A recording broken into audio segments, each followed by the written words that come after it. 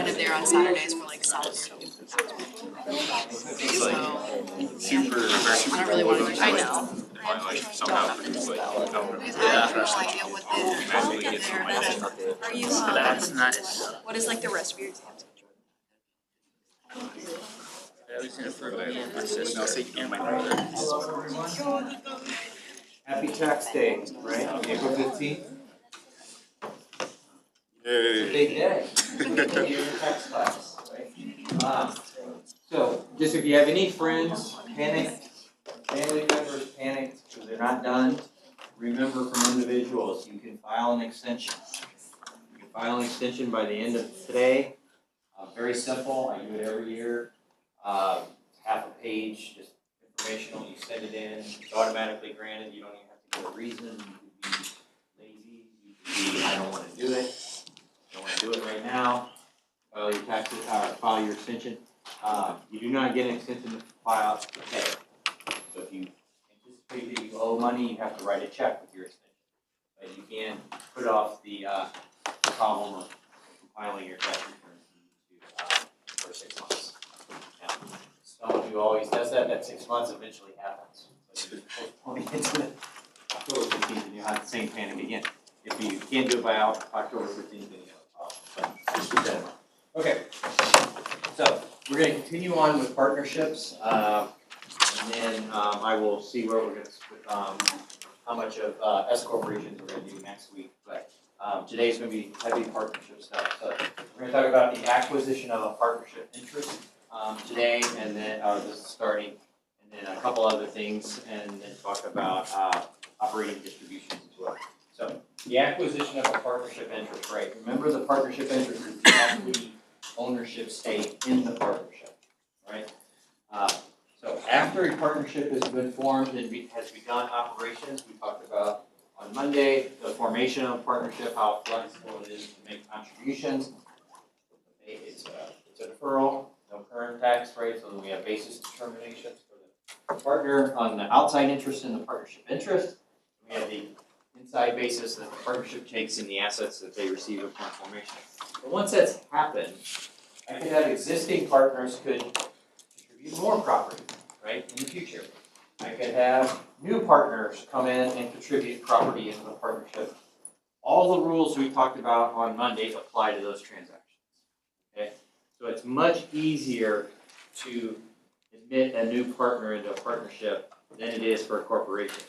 Remember, corporations, we had to have immediately after the contribution, the control group had to control the corporation. So if I have an existing corporation, I have months down the road, years down the road, a new shareholder who wants to contribute property in, you might have trouble getting to that 80% control group. You don't have that in a partnership. Okay? So very easy to have new partners or existing partners do additional contributions to partnership. That goes to the theme of partnerships are inherently flexible. That's their appeal in the market. Okay? Alternatively, a new partner could purchase a partnership interest from an existing partner.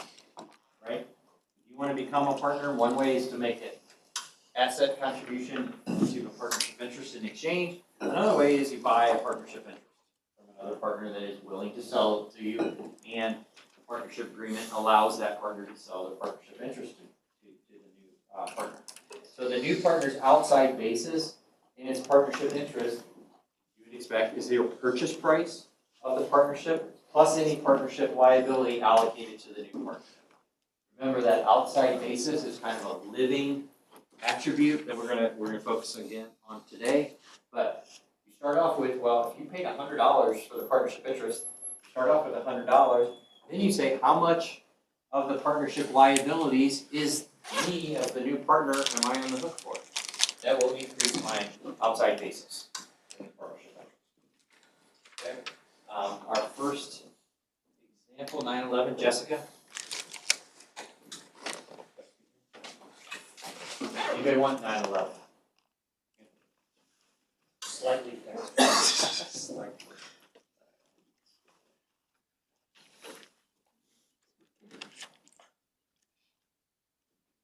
CCS had overall operating losses from July 1, 2023. through June 30, 2024. Because of the losses, Trans Inc. Decided to sell its 30% interest in CCS on June 30, 2024 to Greg Randall. Like Trans Inc., Greg will be a non-managing member and will guarantee a portion of CCS liabilities. Greg paid Chans $100,000 for his interest in CCS and was allocated a 30% share of CCS liabilities. What are Greg's outside basis and holding period in CCS? So the answer will be that Greg's outside basis of $124,000 in CCS includes $100,000, the amount he paid to purchase the interest plus his $24,000 share of CCS's total $80,000 liabilities available to be allocated to all members. His holding period in CCS interest begins on July 1, 2023. Purchase price, but then always we have this aggregate view of the partnerships, right, the flow through. Like, do we get some of the liabilities allocated to us? And in that parenthetical, there were two liabilities. And remember, we have different rules for liabilities. If there's recourse liability at the partnership level, we look to see who's on the hook for that. He's on the hook for $60,000 in the worst case scenario, or defaults on the loan. And then we have non-recourse debt, which we allocate based on profit percentage. Non-recourse debt we do not automatically go to the partners, but they bear it because part of the investment in the partnership is covered. And so they get 20 for that. So whatever that math tells us, we get to add that $80,000 or $100,000 purchase price. So we have the $24,000 is 30% share of the 80%. So or the $80,000. So you have $124,000 outside basis partnership. Then holding period. Again, that's going to be applicable on future transaction if he sells the partnership interest, as whether it's long term or short term. You purchase something, your holding period starts at the date you purchase. Okay, so that's out. That's when you purchase a partnership interest. Okay. Now in the partnership itself, when it's operating, it has to report its results to its partners. They're flow through entities, so there has to be a mechanism for the partnership to report to their partners the results. And so, rather than include the partnership, so the partnership not being a taxpayer has to report the results to the owners, so the owners can include the partnership results on their tax returns and pay the tax on this. This is going back to my opening remarks. This is the reason I extend every year my personal tax returns, because I get a reporting for PwC being a retired partner that goes on my tax return, and they're not finished. One of the best tax firms in the world, and they're not finished with the tax return. They never finish with the partnership tax return until early fall, and then I get that, and then I have to file by October 15th. So that may be one reason why you might want to extend your returns, because you're waiting for this information flow to just come to you in time. The reporting of partnership items to partners applies irrespective of the identity of the partners. So whether that's individual corporations or I have multiple stacks of partnership, I still have to have this reporting mechanism so that that income can then be reported somewhere. And that's also the way the government tracks and ensures that all the income of the partnerships has been reported by the collection of partners. Okay, so what are they reporting? So ordinary business income or loss. So the activities, if they have an operating partnership, I'll stick with an accounting firm, right? They got service fees, they got expenses for salaries, they got expenses for real estate, IT, all that stuff. But they end up with a net income number. That's their ordinary income. In the instance, if they had a loss for some reason, it could be a loss. They have more expenses than income. That gets reported up to each partner based on the partner's percentage ownership of the ordinary business income and loss. And that excludes separately stated items, which we're going to talk about next. So some items are separately stated, meaning that they're spiked out of that normal ordinary income or loss, the income less expenses. And so, and the reason they're doing that is because they affect partners differently depending on the partner's tax profiles. Okay? So if I just sent out your share of income to each partner, the components of that might be taxed differently at the partner level depending on whether that partner is an individual or a corporation. So some very common ones that you guys would be familiar with is dividend income. So if the partnership has stock investments, which they receive a dividend as a return on that investment, we know that on an individual, dividend income, if qualified, is taxed at 0, 15, or 20%. Three brackets we use depending on the individual's taxable income levels. So, since the partnership is a flow-through, I want to provide that information to my individual shareholders so that they know how much of my overall income is dividend income. Because they might be taxed less heavily on the dividend income because it flows through to them than the ordinary business income of the partner. Okay. Another one is net capital losses. Right? Again, think of the individual partner. A net capital loss, I can offset all of my capital gains, dollar for dollar.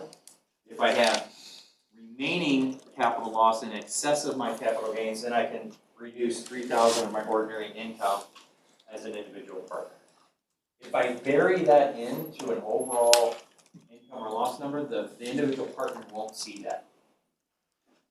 So that's the concept of why you have separately stated items, is because some partners might need to see the component parts. The component parts might be taxed less heavily than the overall income. So then we allocate partner share of income and loss to the partners, right? So we give them, you got to spread this income, it all flows through, so 100% of it goes out. But how much does each partner get? So the partnership tax rules provide flexibility in allocating overall profit and loss, as well as specific items of profit and loss among partners, so long as those allocations have what is called a substantial economic effect. Meaning I have a great deal of flexibility when I draft my partnership agreement as to how I send income amongst the partners.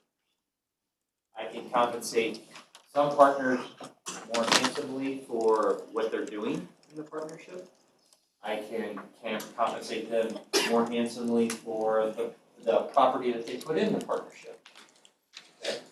I could, for the roles that they're playing, the responsibilities they have, I could compensate them more.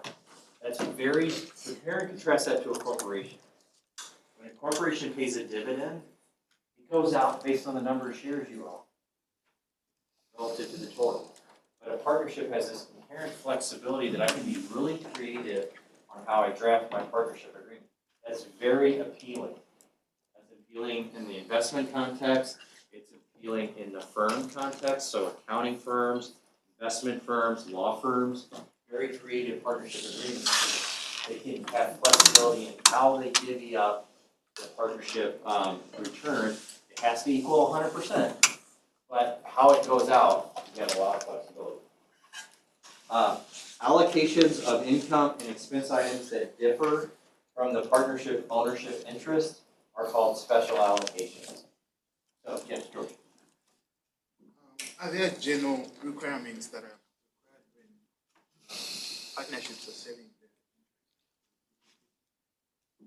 So typically partnerships are not selling their interests, right? They're conveying their interest in exchange for property.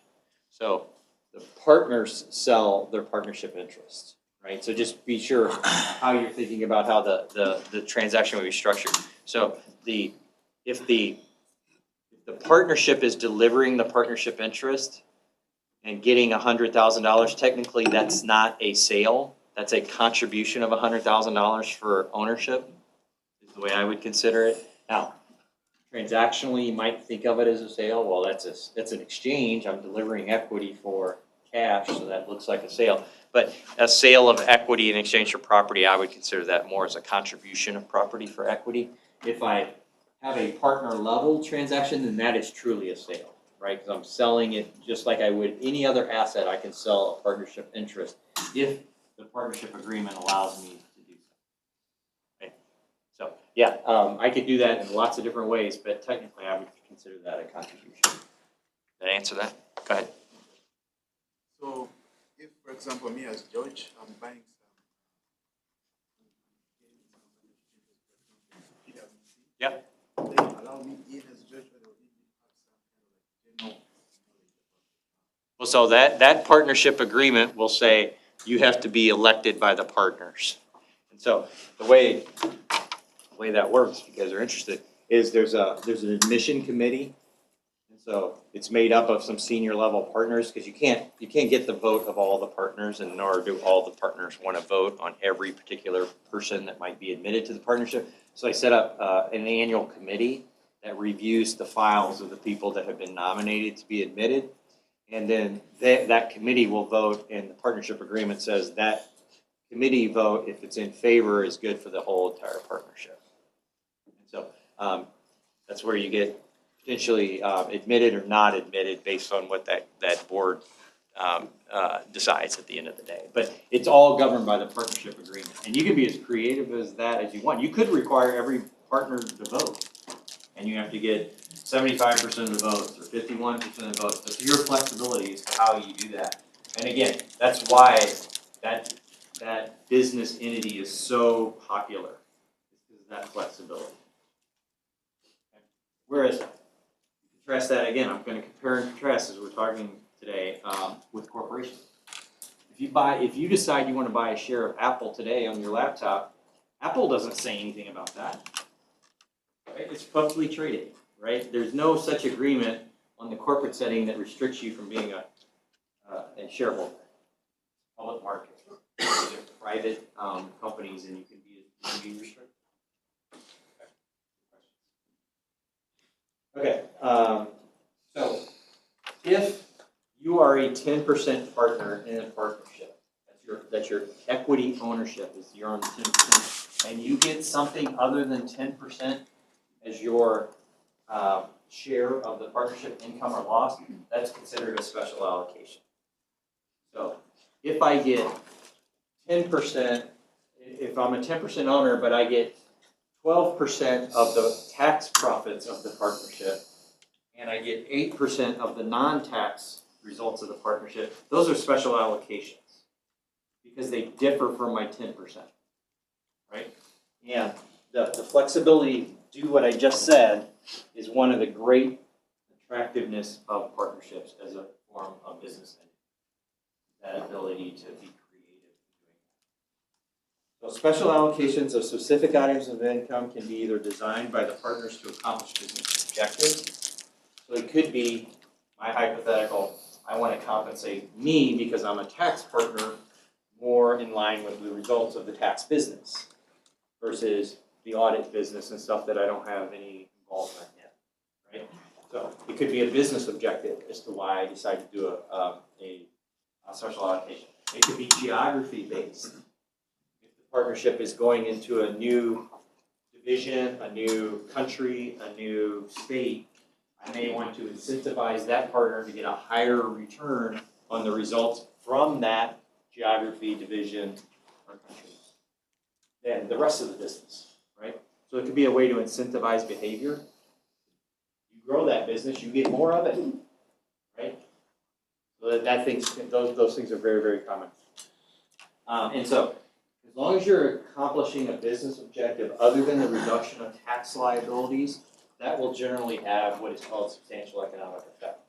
If I'm just trying to specially allocate income to lower the collective partner level tax liabilities, I'm going to have trouble with meeting the substantial economic effect. How could that be? What if I know one partner has a large capital gain, and I want to allocate my capital loss to that partner? And so I'm saying, you're going to get 70% of the capital loss this year. But I know that's because you have a capital gain equal to that number, and you're going to be able to utilize all of that capital loss, whereas if I set it out by ownership percentages, you would have an excess capital loss that you can only use $3,000 to get your ordinary income, the rest carries forward. That would be a special allocation that is trying to lower the collective tax liabilities of the partners. It doesn't have a business objective, right? I'm trying to give you something because I know your tax attributes and trying to maximize the use of those tax attributes to lower our collective tax liabilities. If I'm doing something like that, I'm gonna have trouble with the government respecting that special allocation. Okay? So think about the things that's gotta be business motivated. Okay? Certain special allocations are nonetheless mandatory. So the government requires every partnership to do this. So built-in gain or loss property existing at the time of the contribution is allocated back to the contributing partner if the partnership sells the property in the future. So remember, it's a tax deferred transaction. When I contribute property in, no current tax, I take a substituted basis in the partnership. Partnership takes carryover basis in the asset. Let's say I have a valuable piece of intellectual property that I own. I'm going to contribute that to the partnership. The partnership now owns the valuable piece of property that has a gain on it. It's valuable, basis is low. The special allocation here is saying if the partnership subsequently sells that 6 months down the road, that gain that I had that was deferred upon my contribution gets specially allocated back to me when the partnership disposes of it. Meaning that I can't shift the incidence of that taxation by contributing it to the partnership, and the partnership selling it down the road and having it spread to other taxpayers. The government requires me to track in built-in gains and losses and contributed property. I have to send those back to the partners that made the contribution. What if it's updating? Oh, it's not?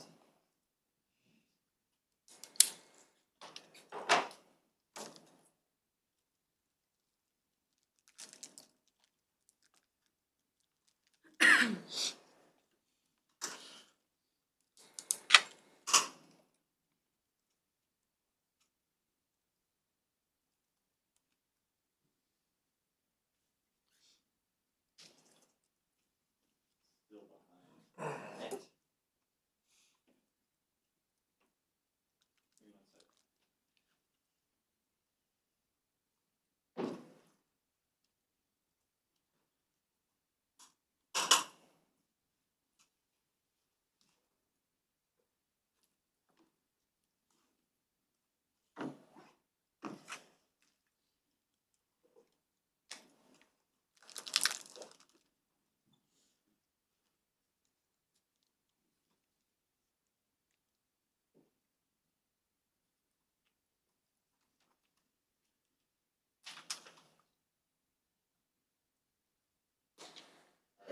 Clear on my screen. Let's see if it'll.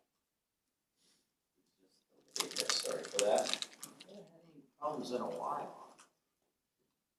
Okay. Okay, so I have certain special allocations that are nonetheless mandatory. Where the rules of social pay will require the allocation back to the shareholder. So depreciation expense must be allocated to non-contributing shareholders under several available methods. So when I contribute depreciable property into the partnership, then I have to track that depreciation, and that actually goes out to the non-contributing partners. So there's some very complicated rules on mandatory special allocations, plus I have complicated rules if the business agreement contained in the partnership agreement requires me to do special allocations as well. So lots of software and partnerships use Excel a lot to manage all of these types of allocations of the profit. But at the end of the day, 100% of the profit has to go out to the shareholder. Not working.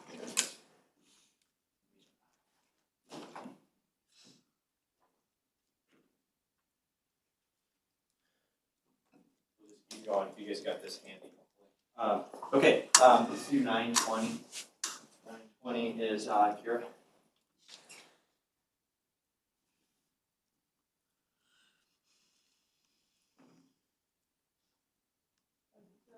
At the beginning of 2024, Nicole and Sarah decided to organize CCC's marketing efforts by region.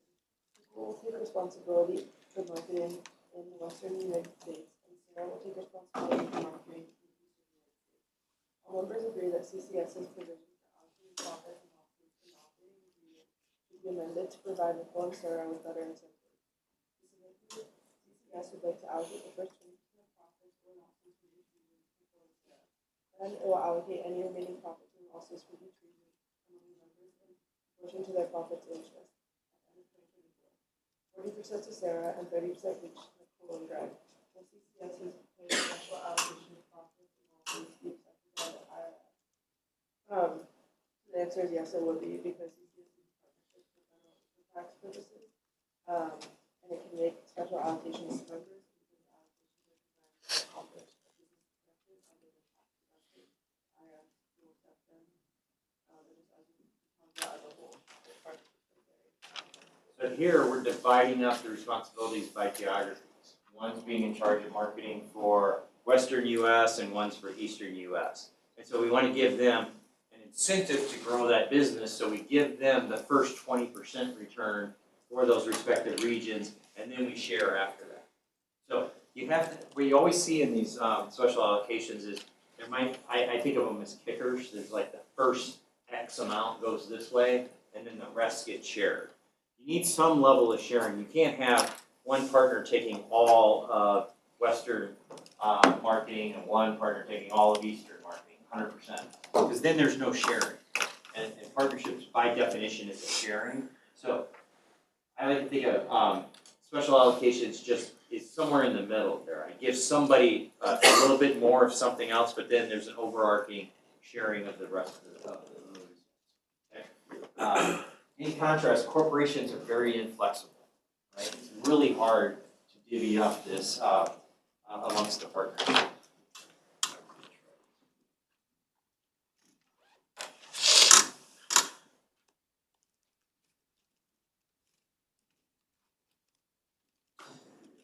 Barely hanging out. Not on my screen. Okay, so the tax compliance, so reporting. How do I do all this? How does this get conveyed from the partnership to the partners? Okay, although the partnership does not pay tax, it is required to file a form. It files Form 1065, which is the U.S. return of partnership income. So that's what the form I'm waiting on to come from PwC. They haven't filed their 1065 yet. And even though they have tax experts, so Form 1065, page 1, details the calculation of the partnership's ordinary business income or loss. So it's just like all the other tax returns, even the ones we looked at in individuals. It's got income, expenses, puts down to a profit or loss. Form 1065, Schedule K, which is on page 4,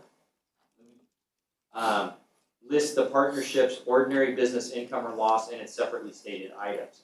So when I get into these Schedule Ks, Schedule K is the mechanism for reporting out to the partners. That's what's actually the partners are going to receive. And they technically receive a Form K1. Each partner gets a Form K1, which lists their share of the ordinary business income or loss and any separately stated items. So that's what I'm waiting on from PwC. That can't happen until they file their 1065, because the 1065 then gets dispersed out amongst all the partners, but if you haven't finished that, you can't make the dispersal yet. But you hear partners waiting for their K1s.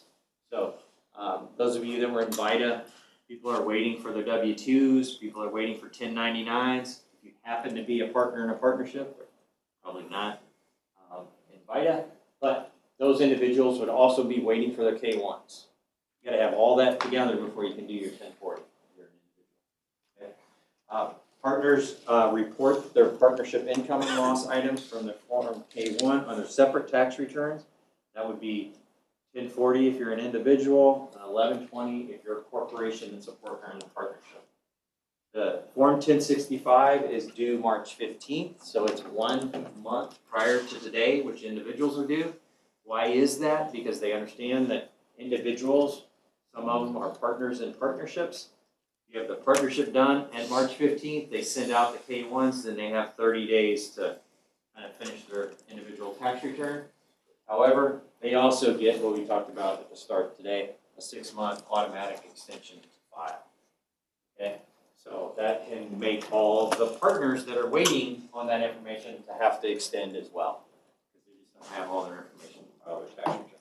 So even though the partnership is not a taxpayer, there's still a heavy tax compliance element to it. Doing the partnership return is not easy, and then reporting out is not easy. That all has to be done. Okay. We're caught. Maintaining outside basis, right? This is the partner's outside basis in the partnership. It's their tax basis and their partnership interest, their equity. Okay. Unlike tax basis in stock or another investment, the partner's outside basis in its partnership interest is dynamic and must be adjusted frequently. If you buy stock in Apple for 100, that's your basis. Right? It doesn't change. If that's all you do relative to Apple, in 10 years from now, your basis will be 100. You don't depreciate it. You don't amortize it. It doesn't go up or down. It doesn't change by if Apple makes $1 billion or loses $1 billion. Paid $100. Really simple. Right? Not so for partnerships. This stuff is flowing through. And that flow-through mechanism is what makes this so complicated and kind of dynamic relative to corporations. So common occurrences that result in an adjustment to a partner's outside basis. I put in green the ones that increase your outside basis. So if you make a cash contribution to the partnership, your outside basis goes up. It gets into it. A deemed cash contribution. So if you assume a liability from that was at the partnership, but the partner assumes the liability, that's as if you put cash into the partnership. That's a deemed cash contribution, right? Because it's no different than from a partnership's perspective. If you assume their liability, they're better off. So it's no different than you putting cash in as a contribution and they repay the debt. That's the functional equivalent of it. You increase your outside basis by your share of ordinary business income and separately stated items. Okay? So when the partnership files its tax return and it has income, and this is your share of the income, your outside basis goes up. Why? Because you're paying tax on that. It's flowing through to you. Basis is going up. You'll see why you need that basis to go up, because if they send cash out to you, then your basis goes down for the cash they send you. Okay? So you also increase it by your share of tax-exempt income. That's because we want to make sure that you are not taxed if you subsequently sell the partnership interest by virtue of it having received tax-exempt income, and if the partnership interest would go up dollar for dollar, the receipt of tax-exempt income, because it's real income. And if you didn't get basis for it, then you would pay tax on it if you sold it before it got distributed to you. That one's a little non-intuitive. So the decreases are many times the flip side of the increases. So if I have an actual or deemed cash distribution, the partnership gives me cash, I lower my outside basis. So this is where if your partnership is making money, you're getting allocated income, your basis goes up. When they send you cash, your basis goes down. And that makes sense because the partners need to pay their tax liability. So what we always had at PwC was you would get a tax distribution every year, a week before your estimated tax payments were due, every quarter before your estimated tax payments were due. Because they knew you were getting allocated income. I didn't have any other sources of income materially from the partnership, so you can't just give me income and expect me to go find money to pay tax on it. You have to give me some cash too. So what would technically happen is my basis goes up when I'm allocated income, it goes down when I get cash. And those numbers don't have to match. That happens all the time, right? You also decrease it by your share of losses. So if the partnership is, instead of distributing income to you, has losses that flow through to you, you lower your tax basis. Why? Because that loss is now yours.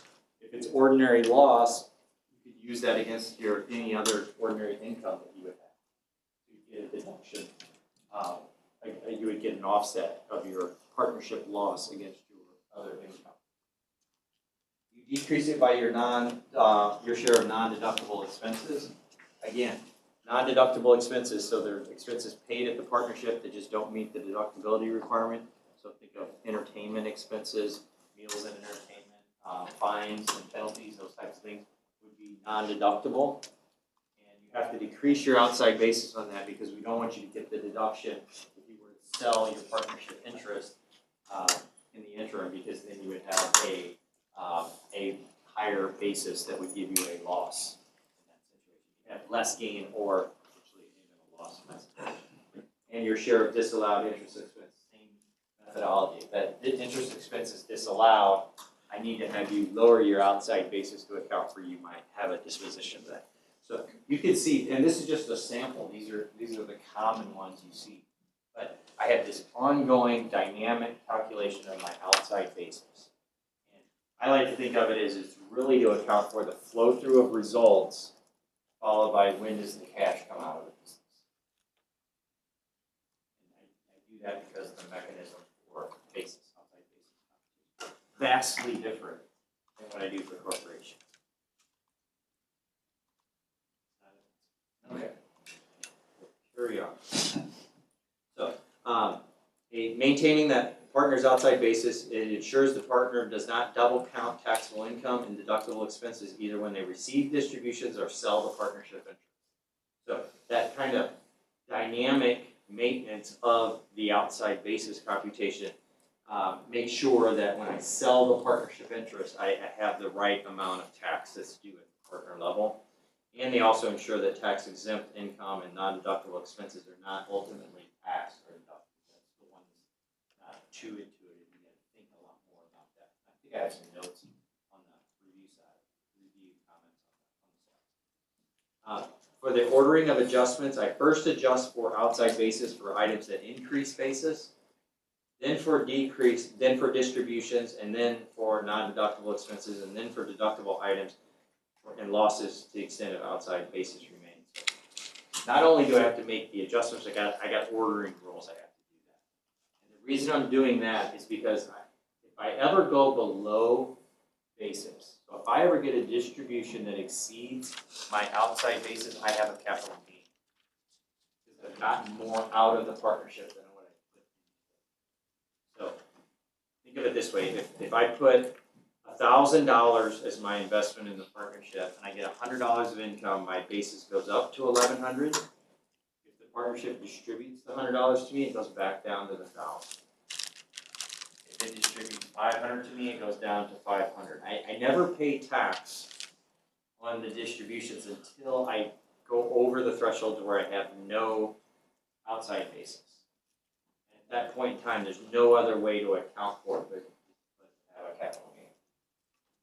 So, the last part of slide 25 is a key takeaway. So long as a cash distribution does not exceed a partner's outside basis, the distribution is not taxable. Right? It's not a separate tax entity, not a separate taxpayer. Okay? So the free movement of cash can always happen so long as I have outside basis. Okay, 921 is Eugene.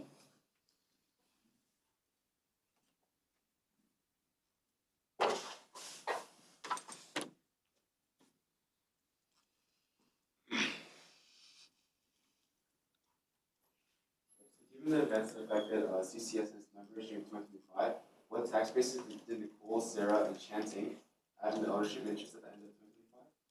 And the answer is that all the tax bases in the CCS's interest were $4,000, $150,000, and $114,000 respectively, and their individual tax basis calculations at the end of 2025 are illustrated below.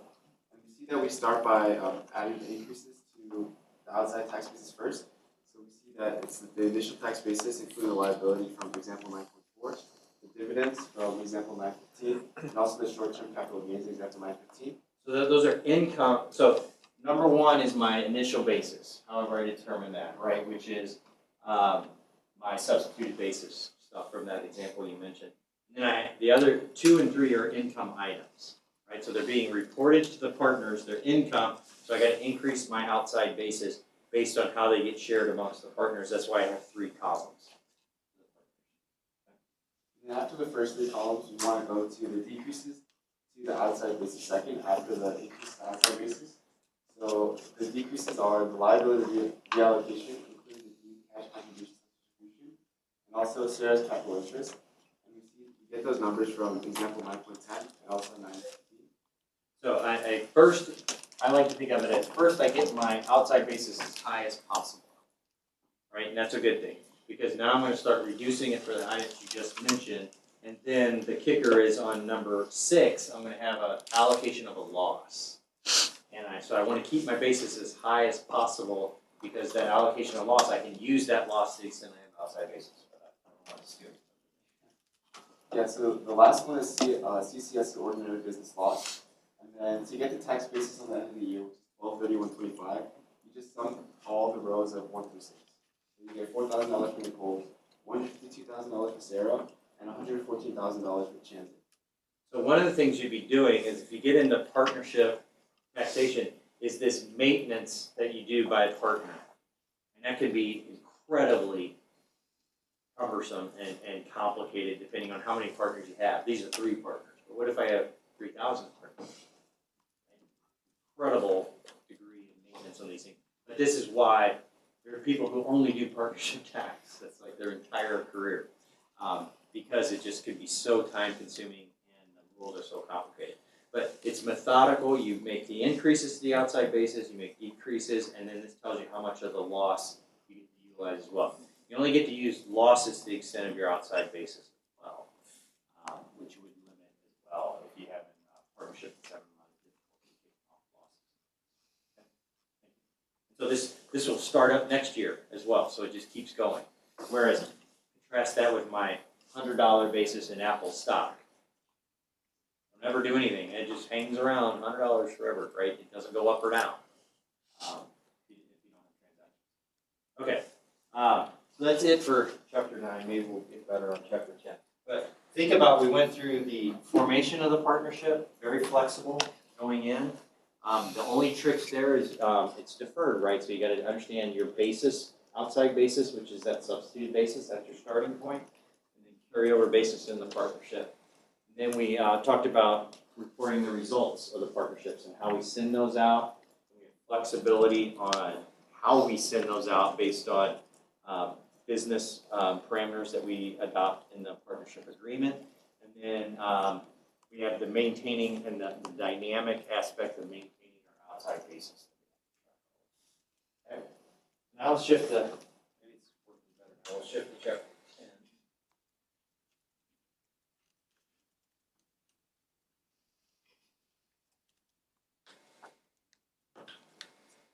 We're going to spend more time on sales of partnership interests and then partnership operating distributions. So like operating distributions, meaning that the partnership is still in existence after the distribution. So we're not liquidating the partnership, it's just making a distribution to the partners. So we're going to be talking about sales of partnership interest, partnership operating distributions. I took out the special basis adjustments, so that's a typo there. We won't be asked to cover that because we're running out of time. That's incredibly complicated. So the rules in this area are some of the more complicated in the tax code, and they're not intuitive for someone who's been dealing with corporations. The stuff we just talked about, that doesn't happen in a corporation. The way you distribute profits in a corporation is totally different than in a partnership. So I have either found professionals who specialize in subchapter K partnership matters, or you have access to someone that can check your information. Because it's one of those areas that be careful dabbling in it. If you don't touch it very often, it can be very difficult to navigate your way around and fraught with problems. Okay, so let's start with selling a partnership interest. So a partner that owns their equity in the partnership interest is a capital asset, like any other capital asset. I could sell that to a third party. The only thing that stopped me from doing that is the partnership agreement. That would tell me I can or can't do that. I would know that before I became a partner, right? Because I signed up to that agreement. I agreed to that. I could sell to another partner. I don't sell it to a third party. What if I sell it to an existing partner? Or I could transfer the ownership back to the partnership. That's the rule at PwC when I exited the partnership, is I had to return my partnership interest back to the partnership. I couldn't do anything else with it. So, this tax is in the real world, sorry, it's not advancing again. This blurb here is saying, we see articles in the Wall Street Journal, this is a little bit dated, describing how firms are starting up joint ventures or strategic alliances or exiting them. For example, Volkswagen and Rivian announced in 24 a $5.8 billion joint venture. Again, remember, the term joint venture is not a tax term, it's a business term. So we would want to understand, well, what does that mean? Are you jointly owning a corporation? Are you jointly owning a partnership? Or what exactly is that? Okay. And that joint venture was to develop electronic architecture for the EVs. The increase in the number of joint ventures and their possible dissolution or disposition brings an increasing need to understand the partnership tax rules and regulations. Corporate tax executives must find that they advise senior management on the opportunities and pitfalls of structuring joint ventures and investments as partnerships. Okay, so this is the carrot, if you will, from a career perspective of why someone would go into partnerships. Is these strategic alliances. Think about everything, if you guys follow all the AI companies, all the stuff that they're doing, building out data centers and all this stuff. Well, how is that being structured? You know, you get on there and you say, oh, well, we're making this investment of X billions of dollars to build out this data center investment. Well, are you putting that money into the corporate stock, or is that a separate partnership that you are setting up? That's what the tax and legal people are doing, right? And inevitably, what this article is saying is that operation will either finish when something's complete, or somebody's going to exit the investment and sell it to somebody else. All that stuff has tax implications.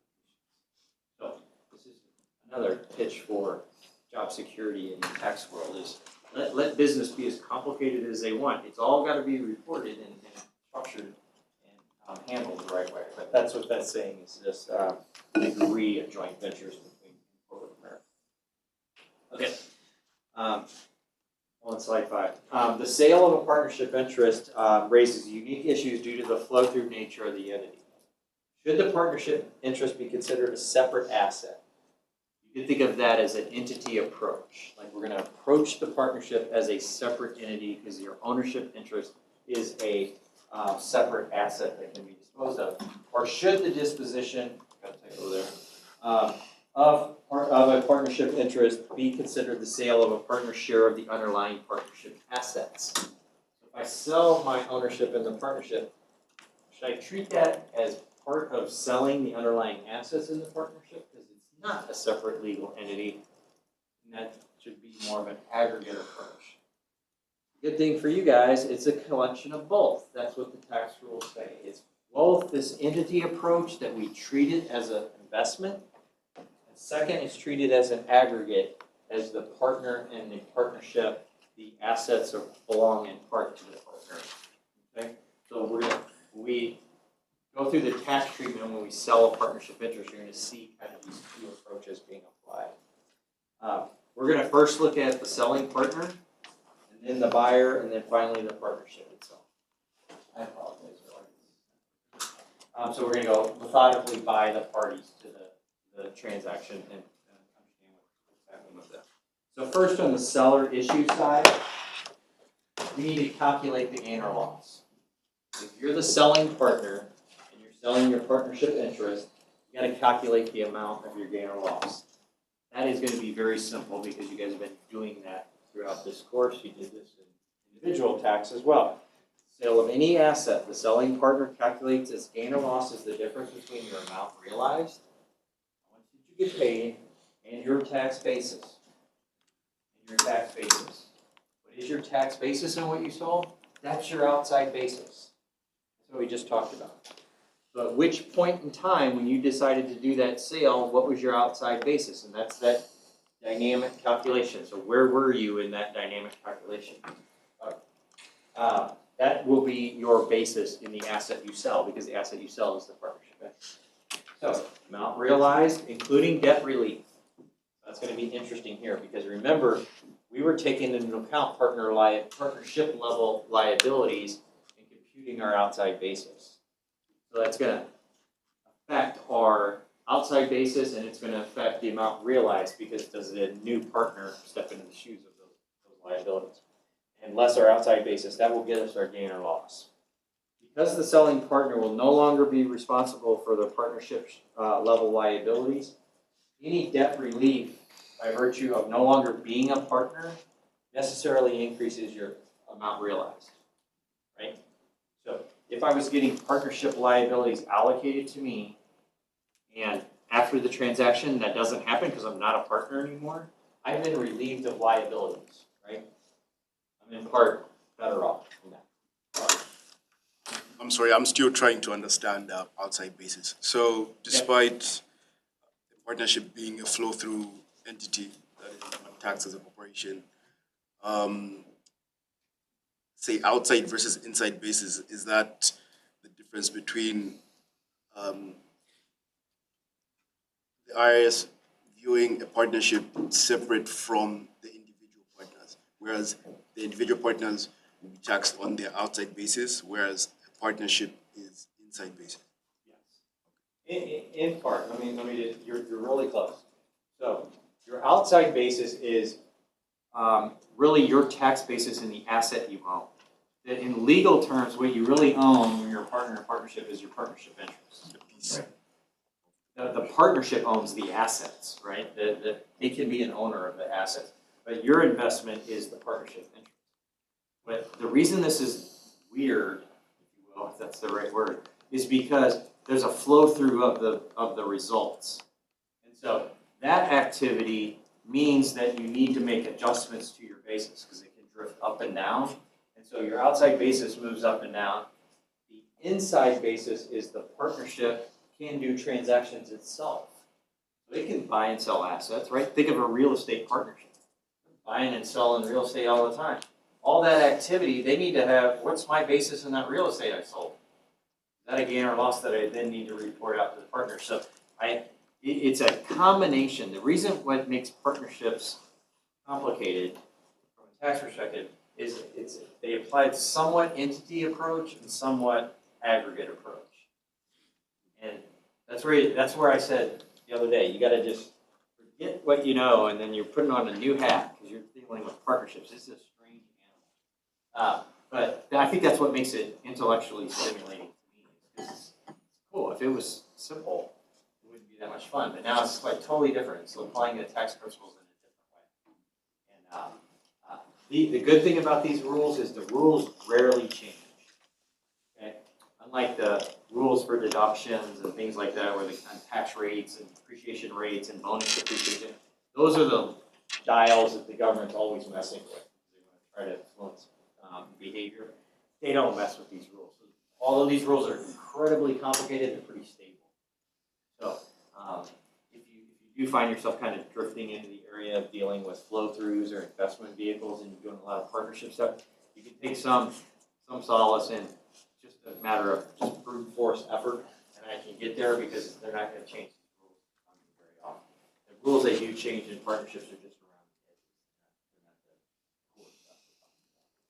So just one last one. So would I be correct in thinking that because the partnerships are taxed, because partnerships are flow-through entities, the aggregate of the outside basis of all partners equals the inside basis of the partnership? Great question. Really great question. Because the rules are designed to, yes, make that equal. And what can happen, and we don't have enough time, to cut that special basis allocation rule, is when I have a sale of a partnership interest, that can cause it to be different. Because the sale is determined in part by what somebody's willing to pay me. And that can start the difference from outside basis to inside basis. So make it even more complicated to get back to where they want to be, which is what you're saying, aggregate outside equals aggregate inside, is there's special basis elections to get it rebalanced back in. But you are going down the deep end of the pool when you start getting into those. And we could literally have a half semester, at least a half semester course on partnership taxation. That's how hard the rules are. So I'm just giving you a flavor of what you would be dealing with in this area. If I could get more of you interested in tax, I can get such a course up and running. it's just really, really complicated, but you're exactly right, that's the overall goal of the rules. They just get skewed if you do certain transactions. Okay, and recall the dynamic ongoing maintenance of the outside capital, the outside basis. But that would be this number here. The amount realized, simple. What is somebody paying you? And then are you relieved of any liabilities? Which was the same rules we talked about if you're selling any piece of property. Okay. All right, let's do 10-1. 10-1 is long.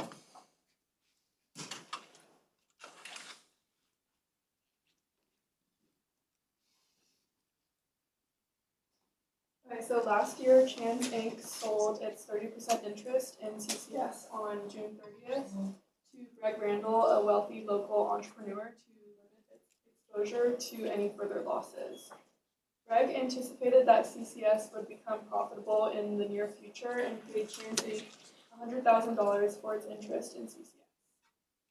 Chan's shares of CCS liabilities as of June 30th was $24,000, and Chan's Inc.'s outside basis in its CCS interest at the sale date was $105,000, including its share of CCS's liabilities. And so I bet if you go back to that last example where we, wasn't on the board, but where we're doing the 3 partner columns, right?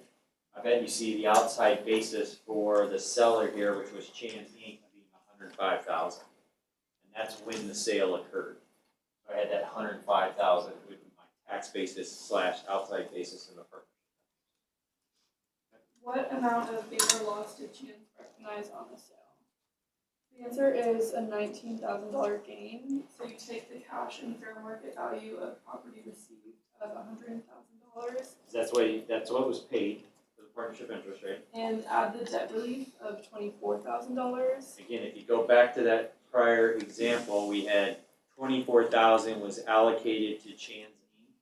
as its share of the liabilities. I'm on the hook for liabilities. That's an additional investment in the entity. So that is when I no longer am liable for that, then that is off my personal balance sheet. I'm no longer a partner. I'm no longer going to be called upon on a worst case scenario to pay $24,000. So that's amount realized. Yeah, so $124,000. Then you subtract the outside basis and CCS interest of $105,000, and you end up with a recognized gain. So the calculation is the same as what we've always been talking about on any property distribution. The nuances are is the basis is harder to track because of the complexity of it being a partnership. That's all that dynamic calculation. And then you just got to really watch your liability rules here, because if there's partnership level liabilities, they're being allocated to the partners because they have to be.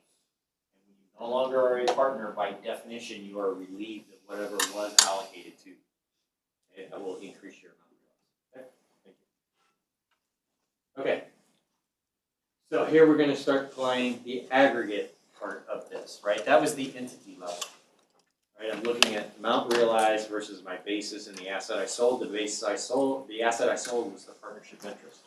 Now, when I determine the character of that, remember, way back when we were doing property dispositions, I think individuals, and we probably did some in this course as well, I first determine the amount of the gain, and then I look at the character of the gain. Right? That's the 2 steps I always do. So here, when I get to that second step, I'm looking at the character of the gain and loss.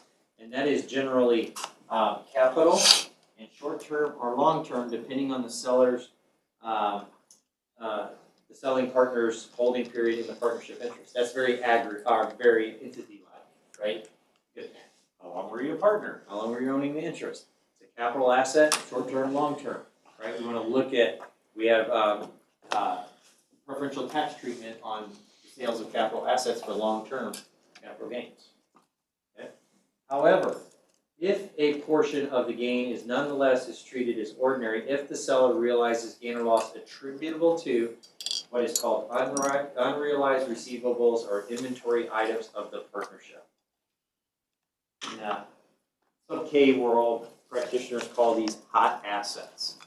They're hot assets because they're going to be, if any of my gain is attributable to these partnership assets, the underlying assets, then I have to recharacterize what would otherwise be capital as ordinary. And that's considered hot assets. I think the reason it's called hot assets is because ordinary income is taxed as heavily, is the heaviest taxed income for a taxpayer, right?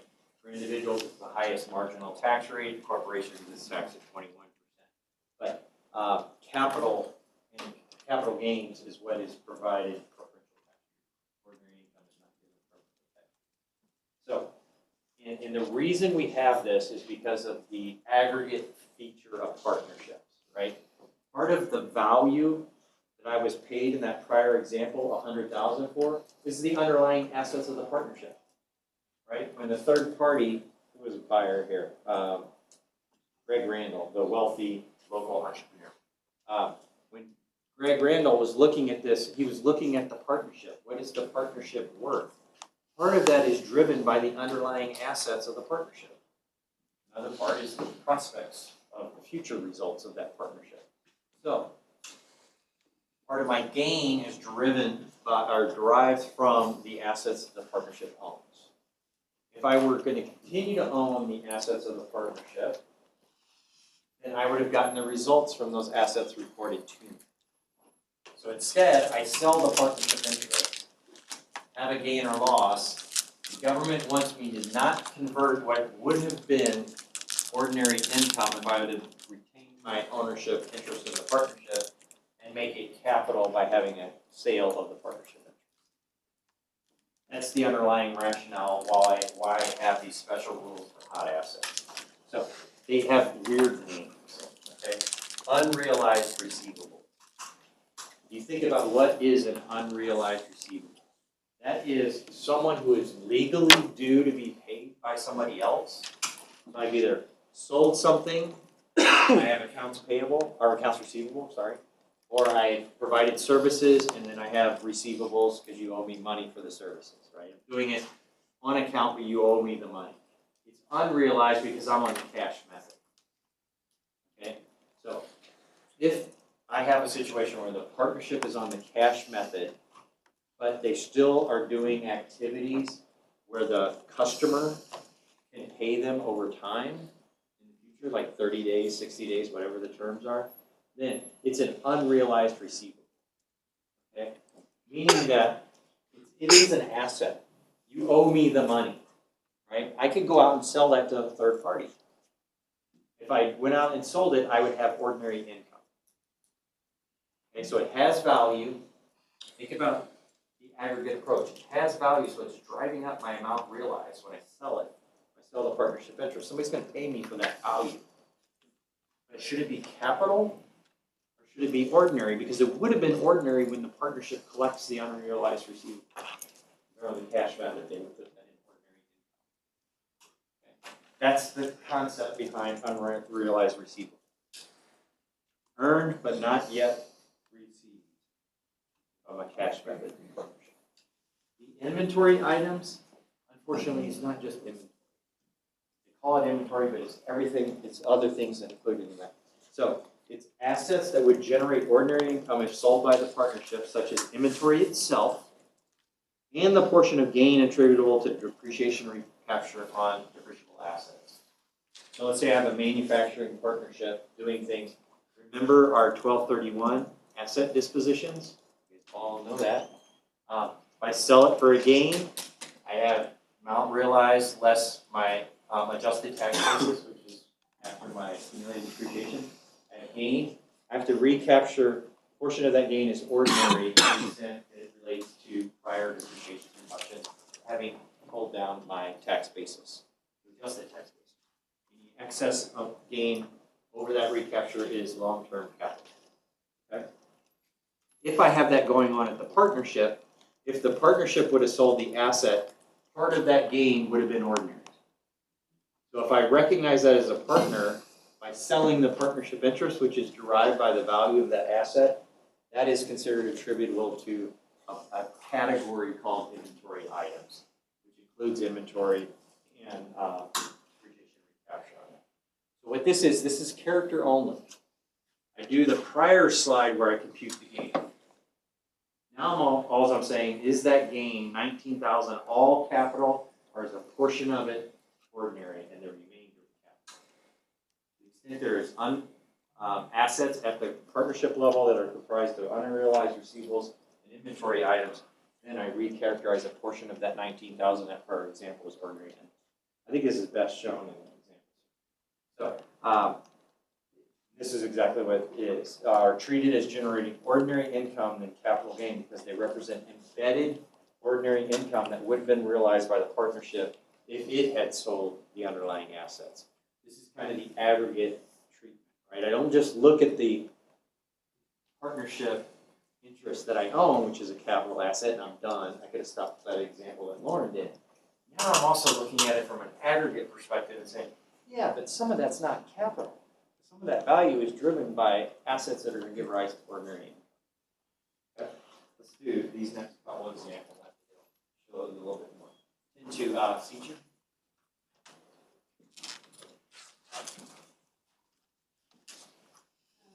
On June 13, 2025, Sean sold his interest in CCS, and we need to determine which of the company assets are considered as assets. So the first is the account receivable of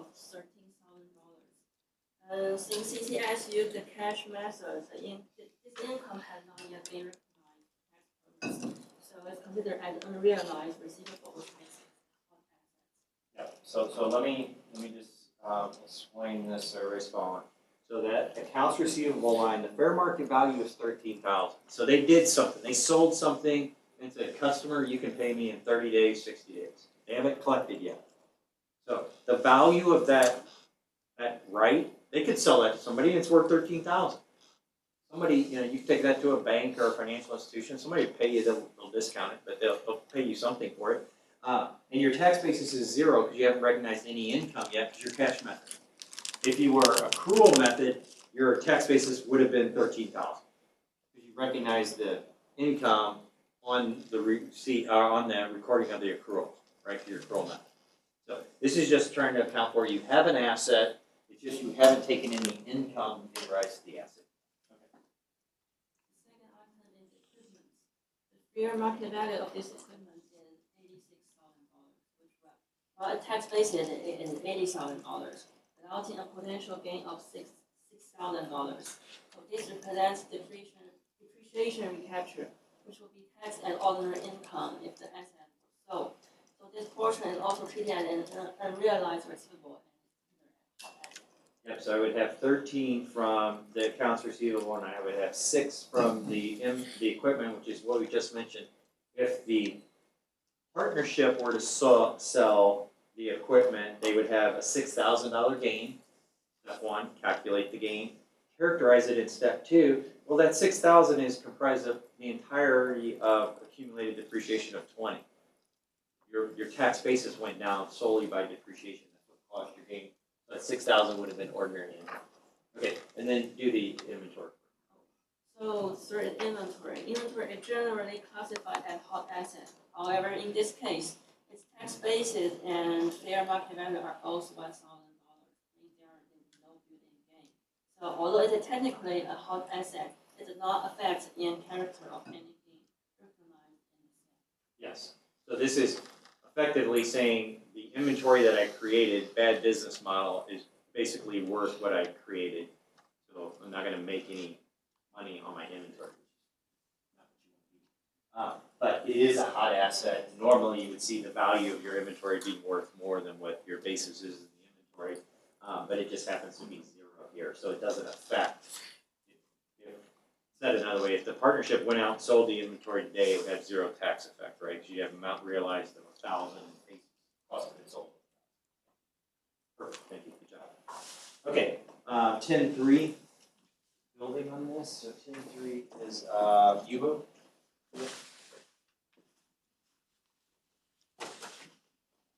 So the review the CCS balance sheet at the end of 2025.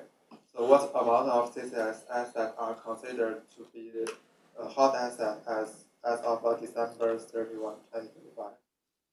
So the hot asset include the inventory with the fair market value of 200,000 and the unrealized receivable consisting of 50,000 of the depreciation recapture potential on the equipment and 40,000 of the accounts receivable. Yes.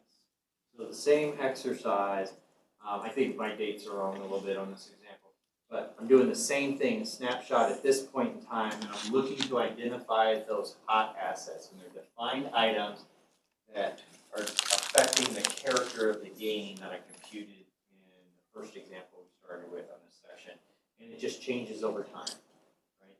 So it's a snapshot in time when I do the sale on this. So it's the same three items: accounts receivable, inventory, and equipment, just different numbers. Okay. Okay. So when I sell my interest in a partnership that owns hot assets, okay, so we can build off those examples we just did. The partner needs to expand the process for calculating its gain or loss to ensure that the portion attributable to the hot assets is properly characterized as ordinary income. How do I do that? First, I do the slide 6 calculation, which is our normal calculation. Amount realized, number watch liabilities, in my outside basis, that's my gain. That doesn't change. That doesn't change. I'm going to get to that number every time. When I go to this step of character, it doesn't change the amount. It's just, how do I report that number? Okay. So then, number 2, I calculate the partner's share of gain or loss from hot assets as if the partnership sold those assets. This represents the ordinary income portion of gain or loss. Okay. So do the examples the two gentlemen just did. I would look and go into those assets. Well, if they sold those assets at the partnership level, how much gain or loss would I have? That portion of number 1 is my ordinary gain or loss. Then I subtract 2 from 1, and that remainder is my capital. So it's really kind of similar to the 1231 steps that we did, right? Determine my amount. Then I have to characterize it, and that's going to be, I'm going to carve something off and count it as ordinary. The remainder falls to capital. Same thing in 1231. Okay? So let's do 10-4. Did I sign up? Yeah.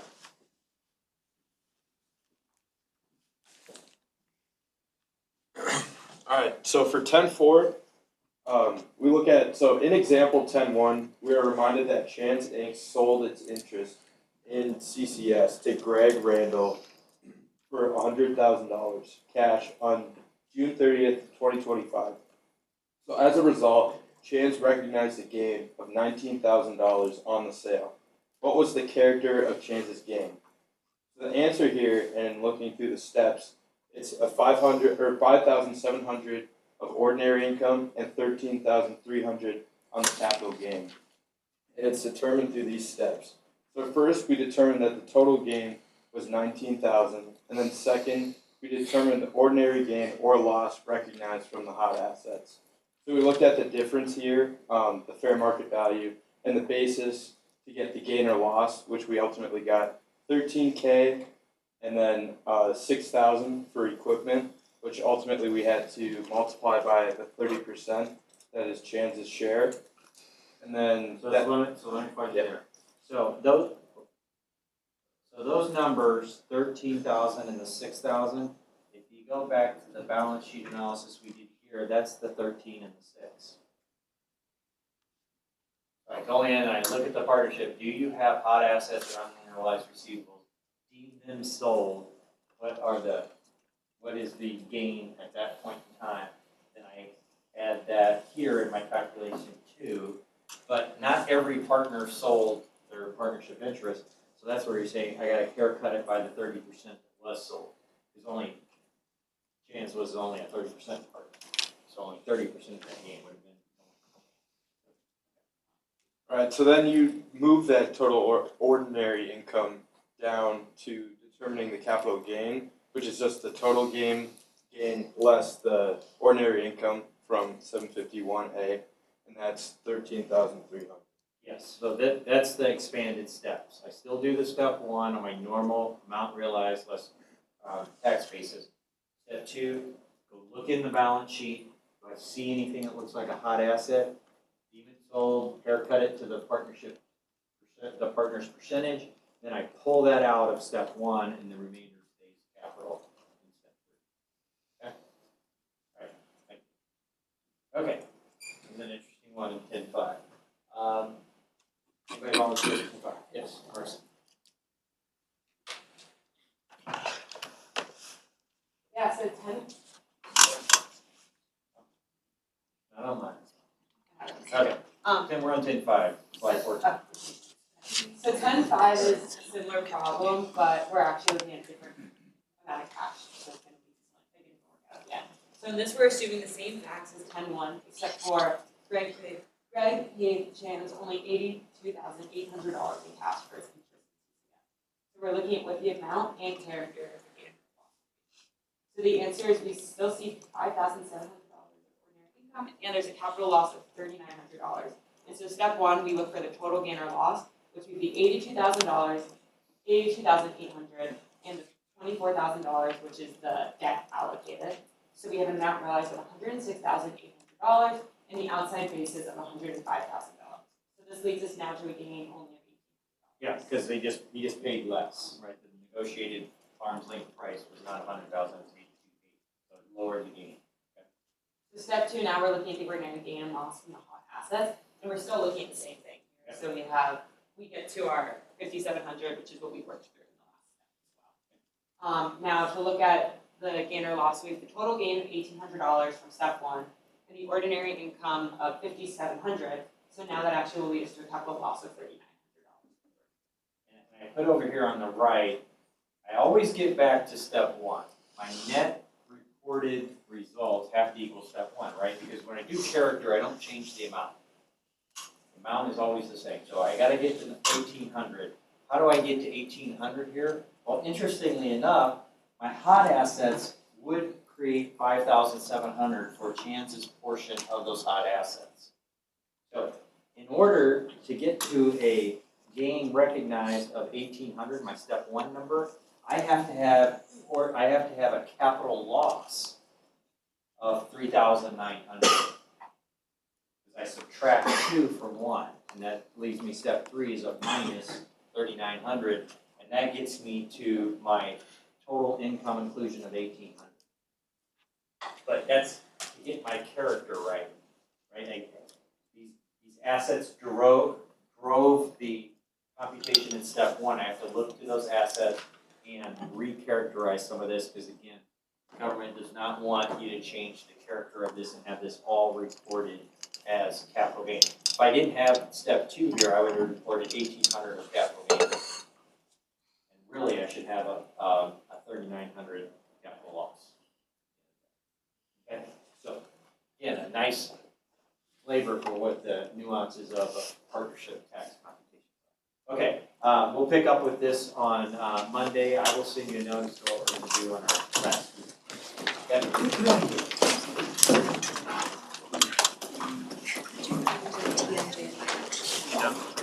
Yeah. Yes. Stuff I was just working on shit. Just kind of relax all day. A little bit, and then go back to study. It's like high school. I mean, I've done a thing I was working on, but probably like do a write up. Like now, yeah, check my dad tonight. It's on Friday. Seniors, this scary. Yeah, I think it's like class all day today. Going to work. Monday was what a mom gave us. It was I think it's all backwards. I think that's the time that you should have. I mean, cute. I just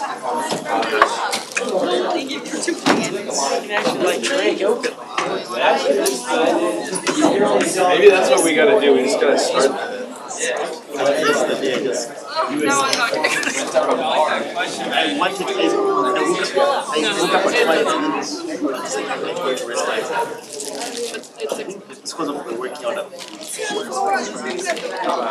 I think so.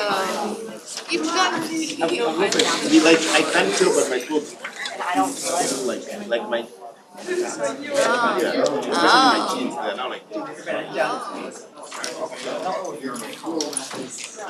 Oh.